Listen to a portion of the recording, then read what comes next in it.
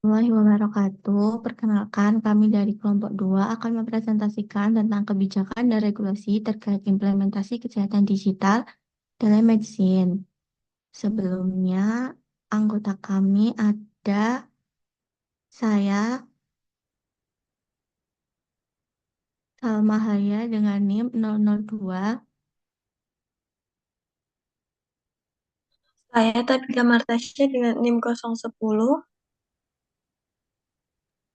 Saya Virus Elhead dengan NIM 018. Saya Oktavia Risa Permatasari dengan NIM 023.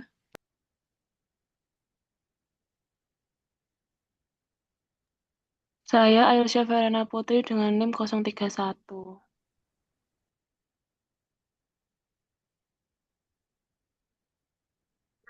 Batasan Regulasi Permenkes Nomor 20 Tahun 2019. Telemedicine adalah pelayanan kesehatan jarak jauh antar fasilitas kesehatan menggunakan teknologi informasi untuk kebutuhan diagnosis, terapi, pencegahan, pendidikan, dan lain-lain. Tujuan utama untuk meningkatkan akses layanan spesialistik, terutama di daerah terpencil. Selanjutnya ada jenis layanan telemedicine. Regulasi mengatur 5 jenis. Yang pertama, teleradiologi, tele-EKG, tele-USG obstetri, telekonsultasi klinis, tertulis, suara, video, dan yang terakhir layanan konsultasi lain sesuai perkembangan teknologi, dan semua itu harus terekam dan tercatat dalam rekam medis. Selanjutnya ada Fasyankes penyelenggara. Dibagi dua, yang pertama Fasyankes pemberi konsultasi FK, seperti rumah sakit pemerintah, daerah, dan swasta. Yang kedua ada Fasyankes peminta konsultasi FP seperti puskesmas, klinik, rumah sakit kecil, dan lain-lain. Selanjutnya ada persyaratan penyelenggaraan. Yang pertama ada sumber daya manusia yaitu FK seperti dokter, spesialis atau subspesialis, tenaga IT. Terus juga ada FP, dokter, bidan atau perawat terlatih dan tenaga IT. Selanjutnya ada sarana, prasarana, dan peralatan. Itu seperti ruangan pelayanan, listrik, internet stabil, alat medis, dan non-medis sesuai standar. Selanjutnya ada aplikasi telemedicine juga, itu menggunakan aplikasi Kemenkes seperti Satu Sehat. Terus juga ada aplikasi mandiri yang wajib terregistrasi Kemenkes. Terus registrasi itu sendiri itu semua Fasyankes termasuk FK dan FP harus terregistrasi ke Kemenkes untuk bisa menyelenggarakan telemedicine. Terus ada expertise atau ulasan klinis, itu FA wajib memberikan jawaban konsultasi yang jelas, tertulis, dan dapat dipertanggungjawabkan, mencantumkan nama dokter, identitas pasien, dan lain-lain, serta hasil bisa dicetak dan masuk ke rekam medis. Selanjutnya,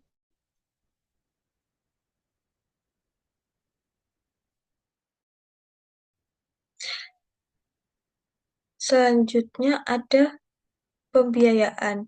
Biaya telemedicine dibebankan ke FP. Jika dibayar BPJS, tarif ditetapkan oleh Menteri. Jika swasta, biaya bisa ditentukan lewat perjanjian antar Fasyankes. Terus juga ada hak dan kewajiban. Yang pertama, Fasyankes memberi konsultasi, haknya menerima data dan imbalan jasa, kewajibannya menjaga kerahasiaan, memberikan konsultasi bermutu, tersedia 24/7. Terus ada Fasyankes peminta konsultasi, haknya mendapatkan expertise, kewajiban mengirim data medis sesuai standar dan menjaga kerahasiaan pasien.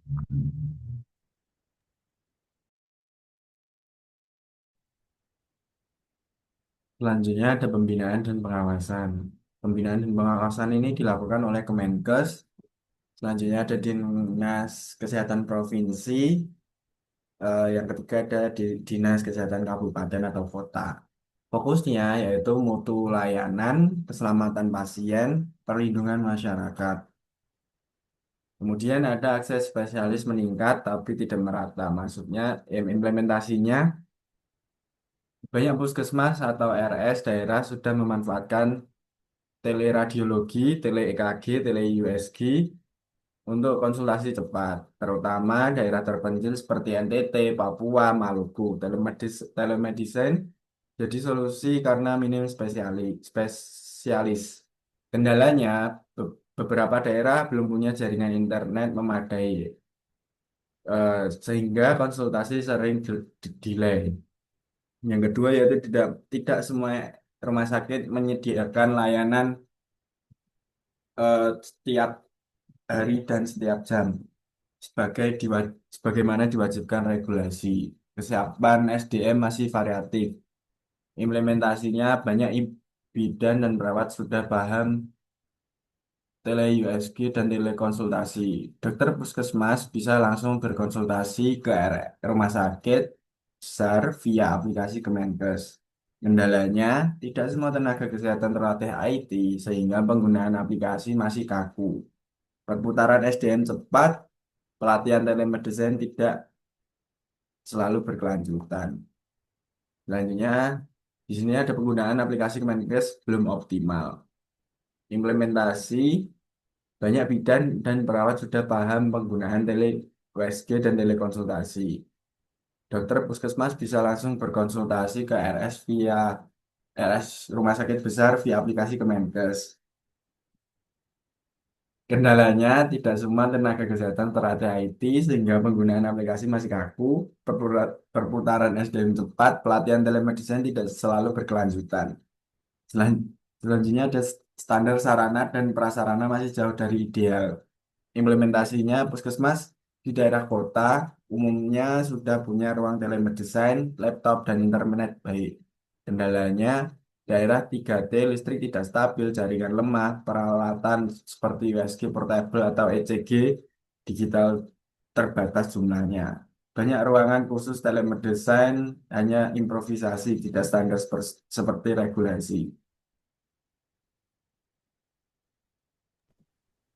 Selanjutnya, dokumentasi rekam medis belum sesuai regulasi. Regulasi wajibnya yaitu semua terkonsultasi harus masuk rekam medis. Implementasi nyatanya yaitu banyak tenaga kesehatan hanya menyimpan screenshot WA atau pesan, tidak masuk ke sistem rekam medis formal. Ada yang menyimpan manual, rawan hilang atau tidak terdokumentasi lengkap. Kemudian ada pembiayaan belum sinkron dengan BPJS. Implementasinya, telemedicine sudah masuk skema JKN untuk beberapa layanan. Misal telekonsultasi FKTP ke FKRTL. Kendalanya yaitu belum semua jenis telemedicine punya tarif resmi. Banyak puskesmas bingung alur klaim sehingga pelaksanaan tidak optimal. Masalah kerahasiaan data pasien. Regulasi mewajibkan keamanan dan kerahasiaan data. Implementasinya yaitu banyak data pasien dikirim lewat WA. Tidak aman sesuai standar. Beberapa daerah sudah menggunakan sistem Enserified resmi, tapi belum menyeluruh.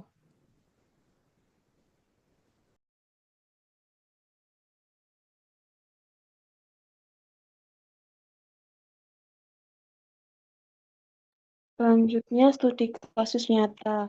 Dalam jurnal analisis regulasi telemedicine, pelindungan hukum dan implikasi bagi tenaga kesehatan, studi kasus nyata mengilustrasikan kegagalan platform telemedicine utama di Indonesia dalam menerapkan enkripsi data sesuai Undang-Undang PDP Nomor 27 Tahun 2022, di mana kebocoran data pasien selama konsultasi virtual menyebabkan pelanggaran privasi massal dan tuntunan hukum terhadap Kemenkes terkait. Meskipun Permenkes Nomor 20 Tahun 2019 telah mewajibkan integrasi aman dengan SIK Signas, kasus ini melibatkan ribuan rekam medis terekspos akibat kelalaian teknis, menyoroti ketidakmampuan regulasi existing dalam melindungi tenaga kesehatan.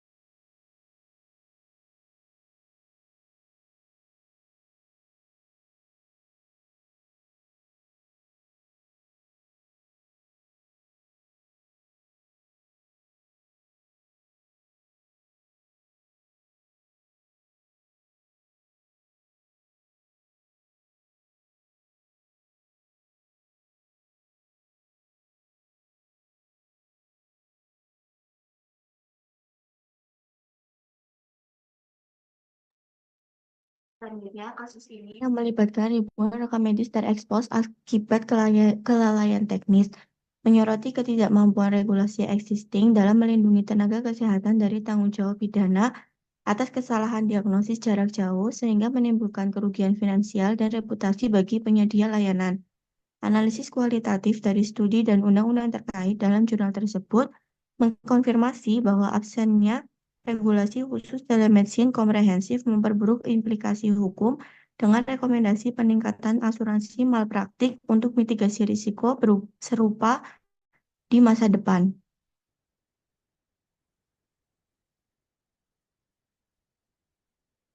Tantangan 1. Kekosongan regulasi untuk layanan telemedicine langsung ke pasien menggunakan aplikasi komersial.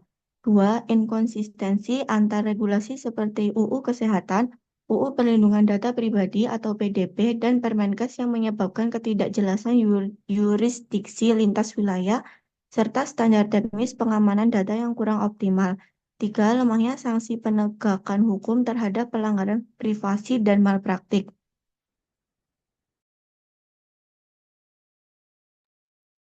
Rekomendasi yang pertama, harmonisasi regulasi melalui peraturan turunan yang komprehensif. Yang kedua, penyusunan pedoman teknis rinci mengenai enskripsi dan audit sistem telemedicine.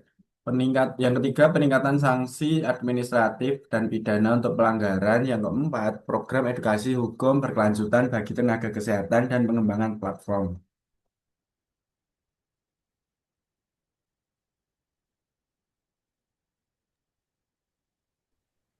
Dari kelompok kami, kurang dan lebihnya mohon maaf. Wassalamualaikum warahmatullahi wabarakatuh.